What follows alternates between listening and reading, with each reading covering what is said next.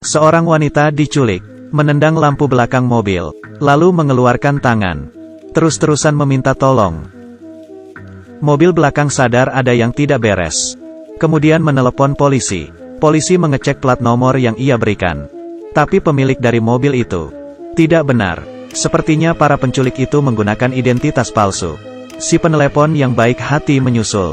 Melihat si penculik, operator menyuruhnya berhenti. Tapi ia masih mengikutinya. Ia berbelok keluar dari jalan tol, membuat mereka kehilangan petunjuk. Helen meminta agar perempuan itu mencari di bagasi. Ada barang apa? Ia menemukan seember cat. Helen memintanya mengeluarkan cat itu dari lubang. Meninggalkan jejak sepanjang jalan. Dan pada waktu bersamaan membuat helikopter tahu.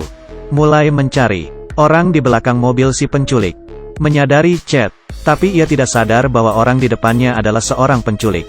Dan memberitahunya soal cat yang bocor di bagasi. Si penculik panik dan keluar jalur. Ia membuka bagasi, berniat menyetrum si wanita lagi. Kali ini ada seorang yang lewat. Si penculik menggunakan obeng, mengancam si wanita agar tetap diam. Orang itu melihat si penculik panik, balik ke mobil dan menelepon polisi. Saat ia menelepon, si penculik menghancurkan jendela, memukuli orang itu, dan memasukkan dirinya bersama si wanita. Di dalam bagasi mobil, si wanita menangis dan memberitahu Helen. Si penculik mengganti mobil. Tapi belum sempat berbicara lagi. Si orang yang lewat itu bangun. Mulai berteriak. Ini membuat marah si penculik. Ia berhenti. Menusuk orang itu hingga mati. Lihat dengan matamu sendiri. Si wanita berkata dengan putus asa. Tapi Helen tidak mau menyerah. Ia menyemangatinya. Mengambil dompet dari mayat pria itu. Melihat identitasnya, Helen berhasil menemukan plat nomornya. Pada saat yang bersamaan, polisi menemukan mobil yang ditinggalkan si penculik. Walau sidik jari yang ditinggalkan membuat mereka menemukan alamatnya, tapi istri si penculik sepertinya tidak tahu akan kasus penculikan ini. Polisi menemukan si penculik memiliki sebuah peternakan dan langsung menuju ke sana. Di lain sisi, si penculik sampai di pom bensin. Wanita itu cemas, memanjat ke tempat duduk belakang dari bagasi. Tapi ia hanya bisa merangkak separuh badan saja. Ia melambaikan tangan, berteriak agar staf membantu dirinya. Akhirnya disadari si staf. Ia menghampiri si penculik dengan pisau, sembari mencoba membuka pintu mobil. Tapi si penculik langsung mengincar dirinya, menyemprotkan dirinya dengan bensin. Si penculik melempar korek api, dan si staf terbakar. Ia membuka bagasi lagi, memukul si wanita. Helen kehilangan kontak dengannya, setelah beberapa saat sampai di peternakan. Saat ia mengeluarkan si wanita, melihat ia sudah menelepon selama 1,5 jam. Helen membuatnya menyerah. Jangan sakiti dia. Tapi si penculik berkata satu kalimat. Terlambat. Satu kata itu membuat Helen mengingat kejadian setengah tahun lalu.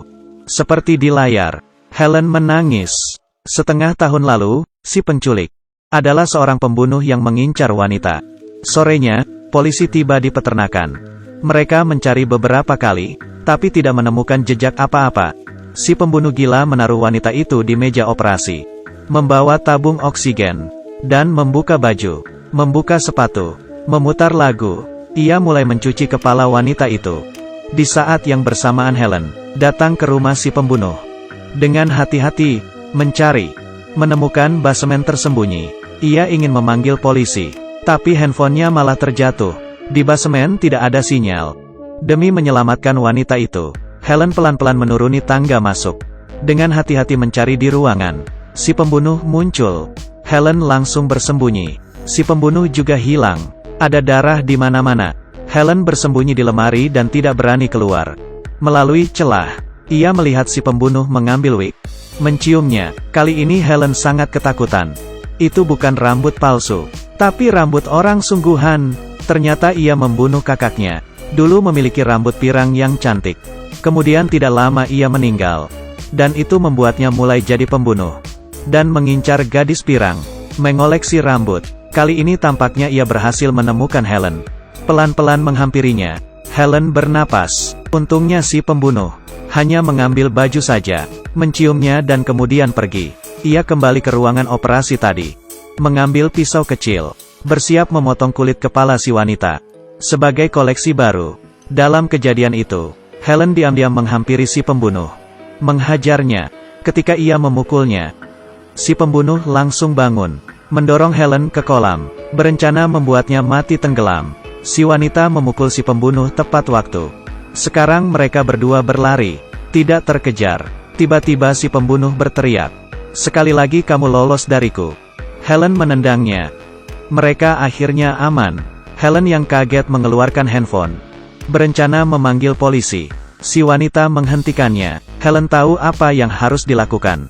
Mereka mengikat si pembunuh dan menaruhnya di ruangan rahasia, berencana membuatnya jera. Muka si pembunuh akhirnya menunjukkan rasa takut. Ia meminta ampun. Tapi Helen menengok, berkata dengan dingin, "Sudah terlambat.